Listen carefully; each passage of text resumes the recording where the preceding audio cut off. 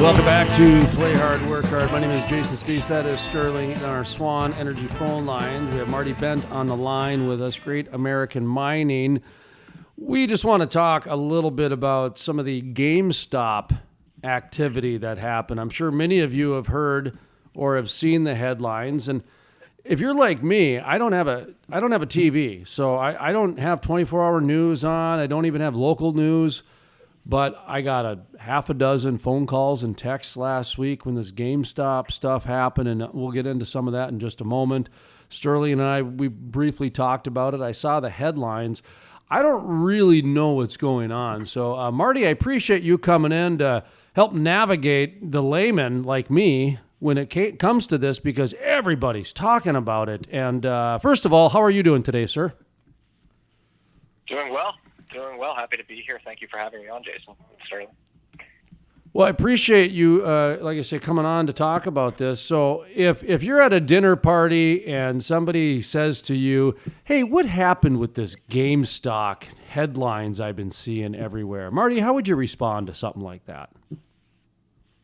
Yeah, it's a very interesting story, and one born of the internet. So long story short, you had a group of people on Reddit in a particular subforum called Wall Street Bets basically identify that a hedge fund was shorting GameStop stock to a point where they were overexposed. So the hedge fund in question here is named Melvin Capital, and these Redditors, these individuals in this Reddit subforum, were able to identify that Melvin Capital had actually had short exposure to GameStop, but short exposure then went beyond the float of GameStop stock in the market. So they were short 140% of the float. So to put that in context, if GameStop had issued 100 stocks and that's all they had, Melvin Capital was short 140 stocks. So they somehow had a naked short open, which is legal, but they were overexposed in the process. So these Redditors, these individuals on the internet, found this out, and they said, hey, this is an opportunity for us to initiate what's called a short squeeze. So you'll identify individuals who are short a particular market and say, hey, if we're able to buy enough of this stock, we can make it so those shorts are destroyed and get margin called, and the price will will skyrocket as a product of squeezing those shorts out of the market. So that's what you saw is a bunch of people on the internet on Reddit identify this opportunity and then seize on it. So you had hundreds of thousands of individuals just buying GameStop stock via retail brokers, whether it be Robinhood or TD Ameritrade, in an attempt to short squeeze a hedge fund that was naked short GameStop stock. And as we could tell from last week in the price of GameStop stock, they were successful in doing that. Now, what's a short squeeze? So again, a short squeeze is when you identify that somebody or a bunch of individuals are short a particular asset, in this case GameStop stock, and you say, hey, I'm going to take a bet against those short positions and go long that asset, the stock in this case, and they basically try to squeeze out the short. So if enough people buy the stock and send the price upwards against the short squeeze, the short sellers are betting that the stock's going to go down, and if enough individuals buy the stock sending the price higher, you basically squeeze out those shorts. You make it so that they get margin called and they lose out on their positions. That's quite a shell game you guys got going out there in the marketplace. Holy smokes, man. And then Robinhood, they tried to shut it down, didn't they?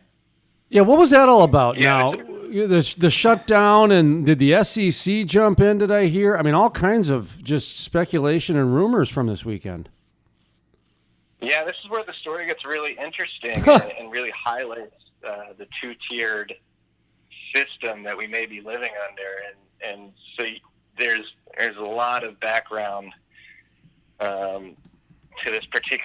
Robinhood's involvement and the parties involved. So again, I mentioned wait. Capital. Can we pause for a second? What's Robinhood? I thought you guys were just actually saying Robinhood. Like, he really doesn't read the news. No. This I have no idea what's going on here. I was busy all weekend, and I thought you guys were just talking about Robinhood, rob from the rich to pay the poor. This is an actual like company or movement. Like, it's a trading app, right? It's a trading app. Yeah, okay. All right. Thank you. I'm just so lost here. All right. Robinhood is a trading app that allows retail investors to buy fractions of stocks. So you can download it on your phone. You can actually buy partial stocks or whole stocks if you'd like.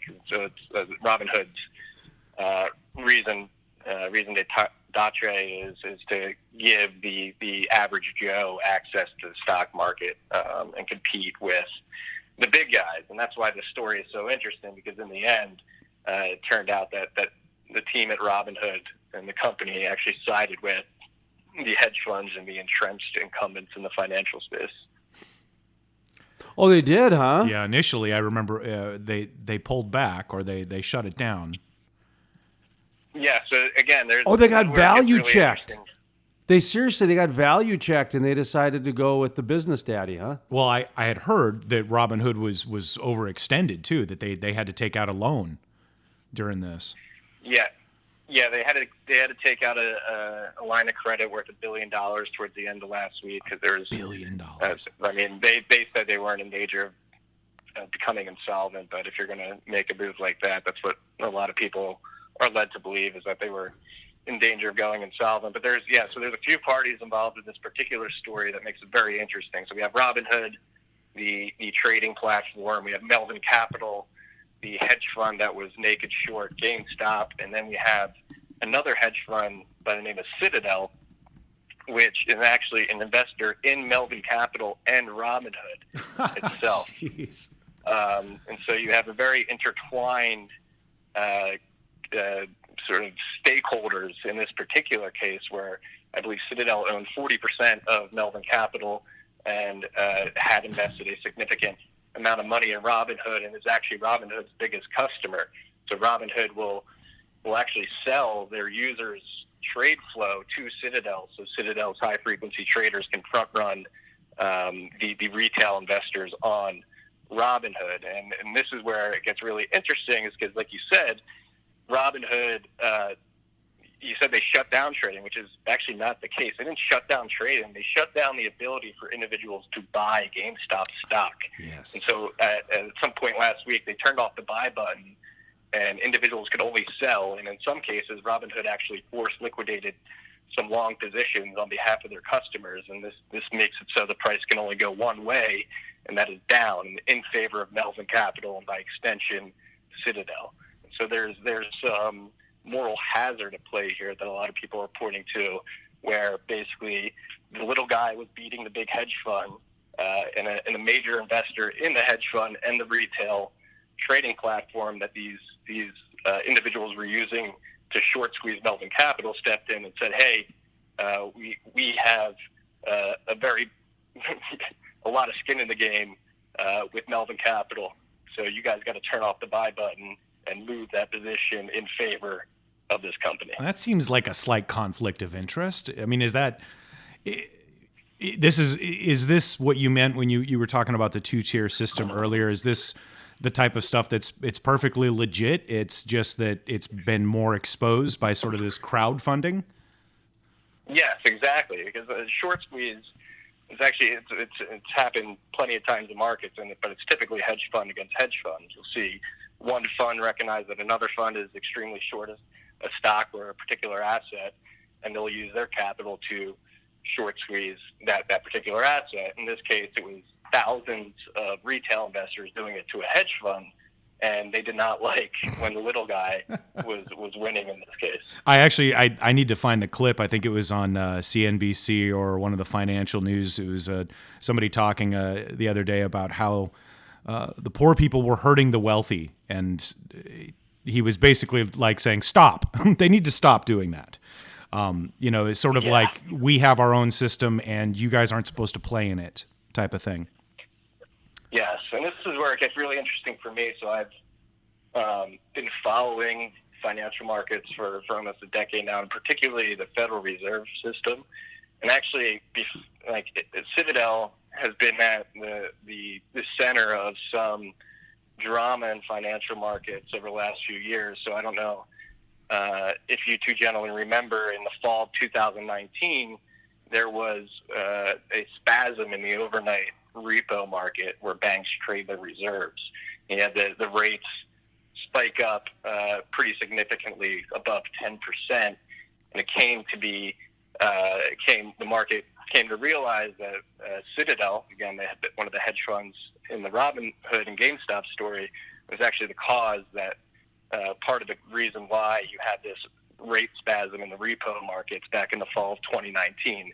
JP Morgan, over the course of 2019, had rotated out of cash and into treasury bonds, and that actually dried up liquidity in that repo market. So hedge funds who would previously have gone to JP Morgan for cash to fund their margin trades weren't able to do that, again, because JP Morgan rotated out of cash and into treasury bonds. And so in the fall of 2019, the Fed actually had to step in and bail out a few hedge funds, Citadel being one of them. And the way they did this is they expanded the list of what are known as primary dealers that could access the Fed window to include an agency known as the FICC.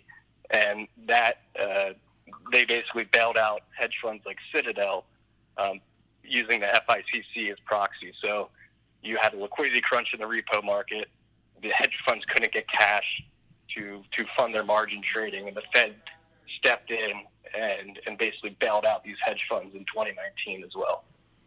Now, see, the message I'm getting out of this is that Jason and I need to start a hedge fund and become so indispensable that we get bailed out whenever we do bad things. Well, yeah, it's pretty egregious at this point. It's so defeating. Well, but it's so just deflating and defeating just to know that once you get to a certain level, they're just going to knock you back down. There's it's just so frustrating. Yeah. And I guess my question to you is, what's going to prevent them from doing this more and more and more? I mean, is this the new normal now for the stock market and trading? A bunch of Reddit pissed off users are going to start, pointing out where they're overextending and short squeezing and et cetera. Is that the new future now? Definitely could be. It certainly could be. It seems like the individuals and retail traders on our Wall Street bets are poised to do this in other instances as well. But what it comes down to is that our financial system is so fragile, and the risk throughout the system is so systemic that the Fed has to step in and bail out these hedge funds and banks lest the system collapse. Because, again, going back to the fall of 2019, Citadel had to be bailed out, because if they were not, it would have caused a domino effect in the hedge fund world that would have affected the whole financial system. And I actually have a theory that what happened last week was a black swan that triggered a similar event to what happened in 2019. And the Fed, the SEC, and the powers that be stepped in and said, hey, turn off that buy button.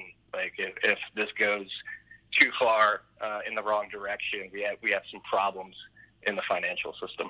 So did the app Robinhood give any explanation why they turned off the buy button?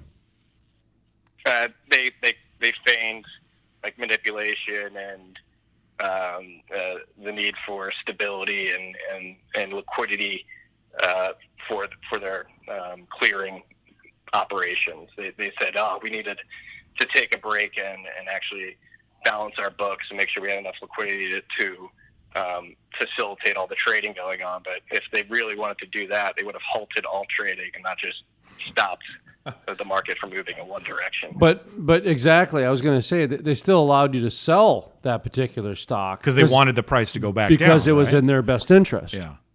Yes. So it's amazing to me that this is even going on. I had no idea that this level of manipulation was just quid pro quo. Do you think, Marty, this is do you think this is really the first example of this sort of crowd-funded short squeezing? I mean, to be able to identify a fund, and I'm not even sure how that would happen, if that's more privileged information and they found it out, or if it's just you need to go through the spreadsheets and get it. But is this sort of the first event that you've seen where it's spasmed like this? I mean, I know you mentioned Citadel, but this seems to be much more driven by individuals. Yes, it certainly, for as long as I've been paying attention, and for as long as I can remember, this is the first instance of the little guy attacking the big guy. And the way they were able to do this, they did leverage public SEC filings that anybody can find. They basically found and identified that Melvin Capital was naked short and short more than 100% the float of GameStop stock. And so they saw that as an opportunity and said, hey, if many of us buy this stock and send the price up, we can squeeze Melvin Capital.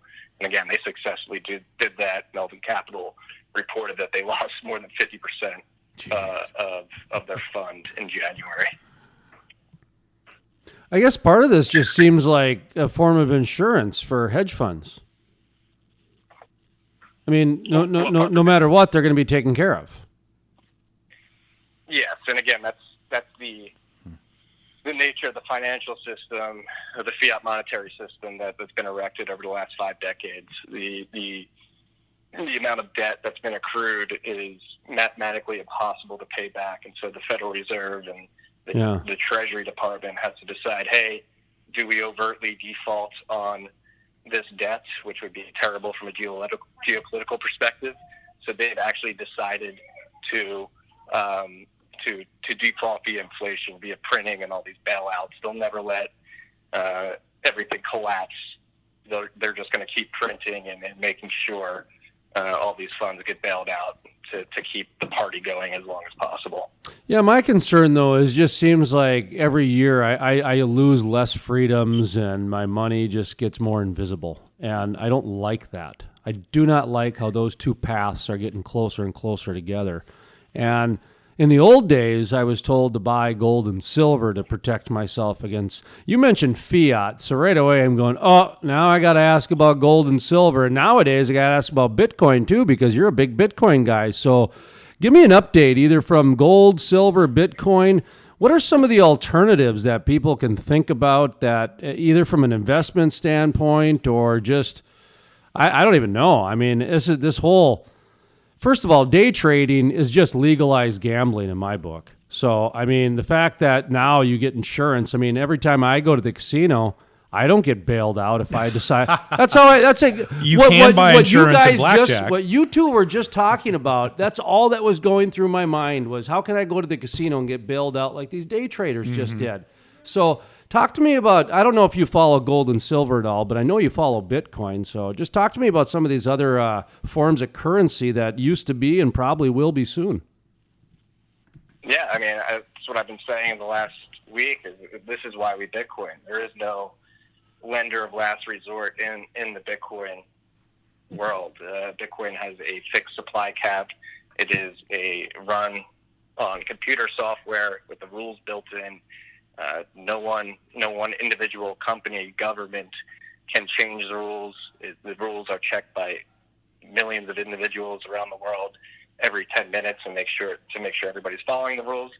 And so in terms of comparing Bitcoin and its monetary policy to the fiat world, like there's no bailouts in Bitcoin. If you take risk and you end up on the wrong side of a bet, you took a risk, and the market's going to punish you for that. And in Bitcoin, there's no ability for the Fed to step in and bail out these hedge funds. And then comparing Bitcoin to gold and silver markets, I think I'd argue, obviously I'm a bit biased because I'm very heavily involved in the Bitcoin world, but Bitcoin is better than gold and silver because gold and silver, due to their physical nature, those markets have actually been somewhat neutered due to the physical centralization of those metals in bank vaults. And so even though they are better than currency, the physical nature of those two assets makes it so they can easily be concentrated and then manipulated by by the banking system, which we saw over the course of the last century when we went from a gold standard to a paperback gold standard to the fiat monetary system, completely detached from anything related to these metals. And that was by nature of their physical nature and the ability of governments to confiscate and hoard gold and vaults that they controlled. What was your takeaway from last week with the GameStop? Just getting back to kind of whether it's from the longevity of the stock market, whether it's just from the conspiracy side of the. I tell you what, I got a half a dozen calls that they literally started the conversation with is, I was just trying to enjoy my life, not fall into conspiracies, but this GameStop thing, I cannot. You know what I mean? This was the straw that broke their camel's back about conspiracy theories. So I understand that there's even a bunch of those thrown in there too. So what was your big takeaway, I guess, from last week? I think what we're seeing is just the pent-up frustration and anger from the average Joe against the financial elite who, like we've been talking about throughout this whole conversation, are consistently bailed out after taking too much risk, and yet the little guy, he's forced to stay home from work. They shut down the economy. They don't let him run his small business, his or her small business. He gets a $600 check, and the government tells you not to go spend it all one place, and yet you have this financial elite within our system who benefit unruly from the nature of the monetary system and their proximity to institutions like the Federal Reserve and the Treasury. And so I think what we saw last week was somewhat of a populist movement against this two-tiered system of the little guy saying, all right, I've had enough. It's time to fight back. And the way they chose to do this is with capital. So they used their money to attack what they deemed as individuals in our system that are benefiting unruly. And that's what we had the Capitol riot, CAPITOL, on January 6th that many people are talking about. But I think last week was the Capitol riot, CAPITAL, right. Of individuals fighting back against what they deem to be an unfair system. And so I think last week, if anything, was an inflection point that really empowered the little guy to say, hey, I actually can do something here. So if you compare this to something like Occupy Wall Street was great from an optics perspective in the sense that people were voicing their displeasure, and that was very apparent. But really, arguably, nothing really material came out of Occupy Wall Street, whereas last week with this Capitol riot, there was actually some damage done. And so I think, again, this is an inflection point of the little man realizing he does have some power in some capacity. Do you think that the GameStop was targeted because of its educational impact? I mean, my 14-year-old son knew about this and I didn't, okay? And I can't imagine that this was a bunch of 14-year-old kids buying in the stock. This was some pretty sharp cookies on Reddit. Well, there's some irony to it, too. That's what I mean. Was this targeted because of its mainstream connectivity, or was it just, hey, time and place, man? That GameStop happened to be at that time and at that place, and that's when the collection of, I don't know, what are these Guy Fridays? What are these guys called? These GameStoppers. They've been called Redditors, is what I'm hearing. Yeah, whatever. I mean, so was GameStop targeted, or was it just coincidence? Yeah, so I think it's mainly driven by millennials, so people my age, and I think I don't think it was definitely wasn't a coincidence, but they saw a good opportunity again.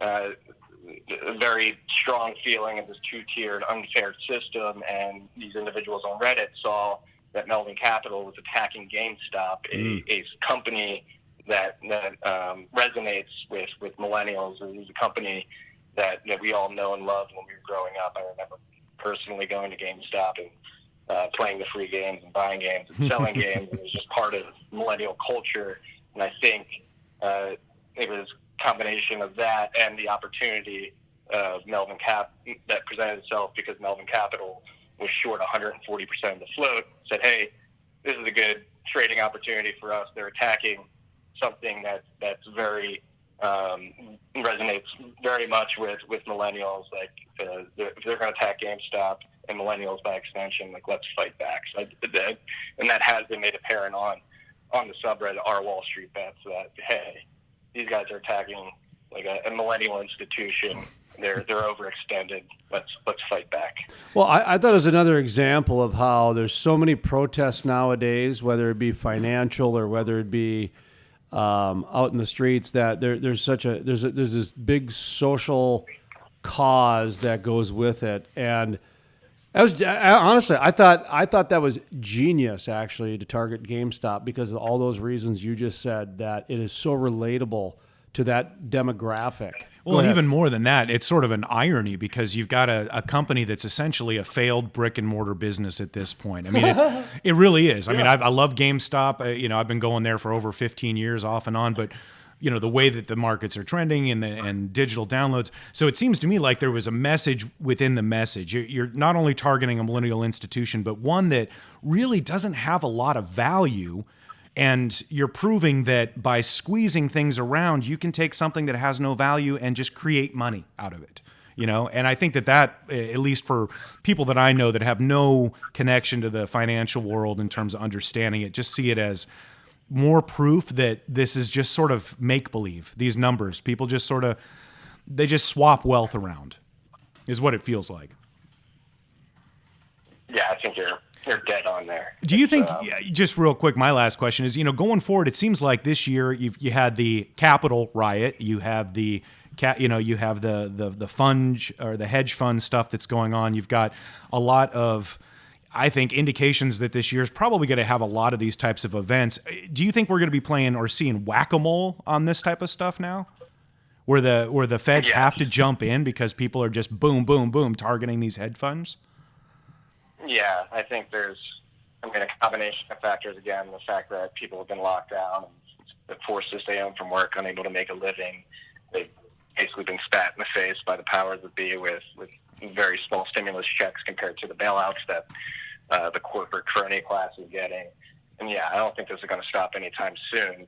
I think the last week has empowered and again woken a lot of individuals up to the power that they have against this class of people. And so, yeah, I don't think it's going to stop anytime soon. And this is why I focus on Bitcoin. I mean, I've had these beliefs that we've been living in a two-tiered system for quite a while. I was radicalized by TARP when I was in high school, and Bitcoin. That's why I focus on Bitcoin, because I truly believe that Bitcoin is the best way to strike back at this this unfair system, because Bitcoin attacks the core of the problem, which is how money is produced and distributed throughout the economy. I believe we have to fix the money to fix the world, and Bitcoin gives us the best chance of doing that. How worried? My last question: how worried should people be with different stocks? I guess when I'm thinking about the biggest challenge right now for the oil and gas world, it's this ESG movement, the Greta Thunberg movement, this whole social governance to the new level, to where now if this can be thrown in and manipulate the market from that side, they're already having trouble getting investors and et cetera. So I guess my question is this a weapon at this point, or what?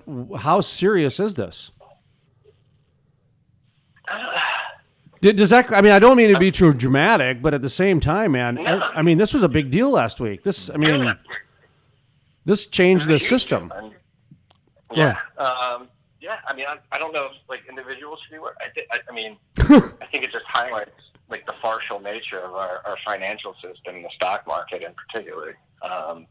Again, I believe that the problems that exist in our society, mainly the problems driving the wealth inequality and the unfairness of the system, stem from the production of money and the distribution of money emanating from the Federal Reserve. And since 2008, with the Fed embarking on their money printing escapades, this has just created a complete disconnection in the markets from reality. And you have the production of money from the Federal Reserve, basically driving flows in assets like the stock market and real estate. And this is not driven by any fundamental nature, but just the pure fact that people can't sit on cash because it's losing value slowly over time, and they need to go out and seek yield, and they're going to do that in risky assets like stock and real estate. So, I believe that the last week was a pivotal event.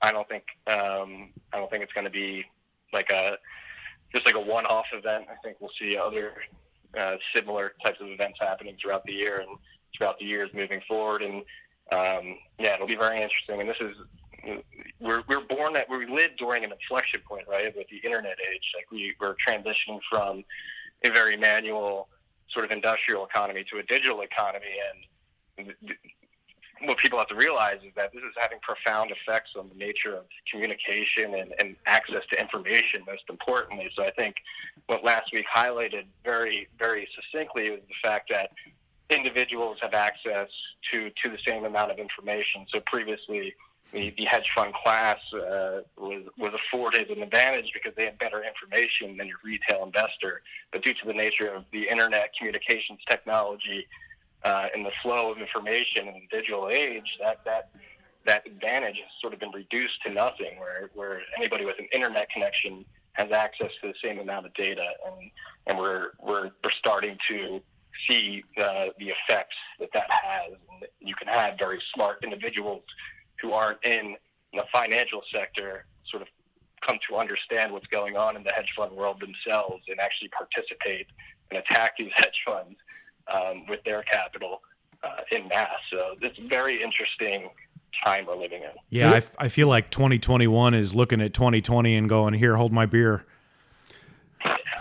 It's going to be I think it's going to be a very tumultuous decade. Again, we're in this inflection point, and as humans, we're attempting to adapt to this new way of living and having access to this much information and the ability to communicate in the ways that we can today. That it's just flipping the system on its head, and we're attempting to recalibrate as a species, like how do we actually interact with each other now that we have all this technology.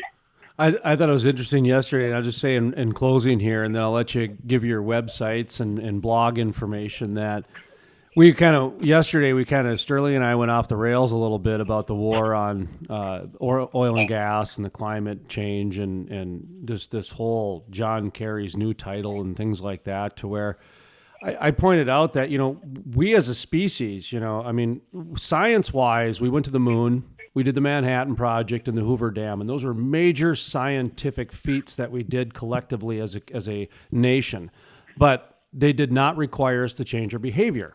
And what this green movement's doing is asking us not only to take on a science project that is in the scales of the Hoover Dam and the Manhattan Project and the other example I gave, what was the space launch. Yeah. But it's asking us to change our behaviors in ways that we've never done collectively as a society. So if we look at that and we look at paper or plastic bags, okay, we haven't even collectively changed our behavior with reusable tote bags when everybody and their mother was giving them away for the last 15 years. Okay, everybody's got 15 of them at their house, or at least they did at one time. And not only do we as species have not figured out how to self-correct, our grocery stores, Aldi, they require you to use a reusable bag. You cannot use a plastic bag. And across the street at Walmart, since COVID started, no longer allows you to use reusable bags. You have to use plastic disposable bags. So even on the bag argument, we can't even get that right in the world of business. So this is an amazing feat that is ahead of us. So now when you fold in this whole digital transition, that's why we bring guys like Marty on, because Bitcoin, no matter what path you're taking, that's a future, baby. And so and it was like 35,000, I think, today. How can people read more about what you got going on and find out information on Bitcoin, guy? Marty, sorry. So I'm actually very, very happy you just went on that particular rant, because we actually just published a blog post today that describes. So the company I work for, Great American Mining, we help oil and gas producers monetize wasted, stranded, or underutilized gas molecules by mining Bitcoin with it instead of flaring or compressing it into LNG.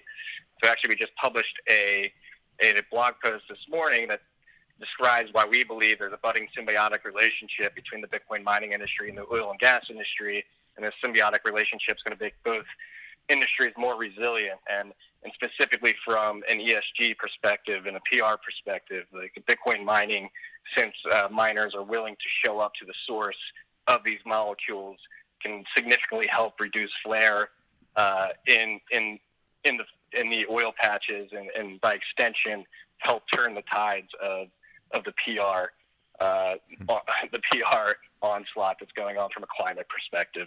And so if your listeners want to go read that blog and go to gam.ai, that's GAM.ai, the blog page on there has that, and beyond the blog you can find out what we're doing as a company and why we're doing what we're doing.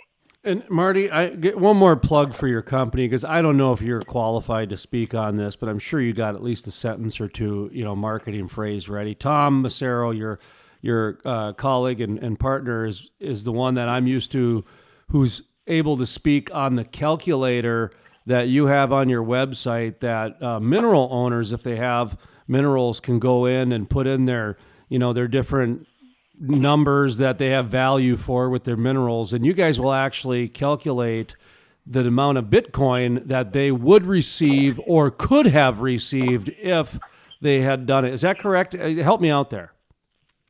Yeah, so that's our gas to hash calculator, and it basically helps quantify the income that can be produced by using your gas to mine Bitcoin instead of sending it to market at Henry Hub prices, and the multiples on what you can do when you mine Bitcoin with your gas instead of sending it to market are pretty significant. It's sometimes hard to believe for producers when we tell them, but we've had our containers in the field and have the data, and it's real and it's material, and we're very excited about it. So yes, if you're a mineral rights owner and your gas that's getting marketed by the operator and the midstream provider is not making you're not happy with the royalty checks that you're getting, you can take that gas in kind, run it to some generators, mine Bitcoin with it, and I think you'll be much happier with that revenue stream. Marty, thank you for your time today, and of course we'll have all the links available at thecrudelife.com on our show page, and appreciate it, man. Welcome back anytime, and good luck in your endeavors, and we'll talk down the road, okay? No, Jason and Sterling, thanks for having me. It's always a pleasure. Yeah, great talking to you, Marty. Thank you. Have a great day. All right, that was Marty Bent with Great American Mining Company. Work hard, play hard. We'll be back in just a moment or two, folks. That is Sterling. My name is Jason Spiess.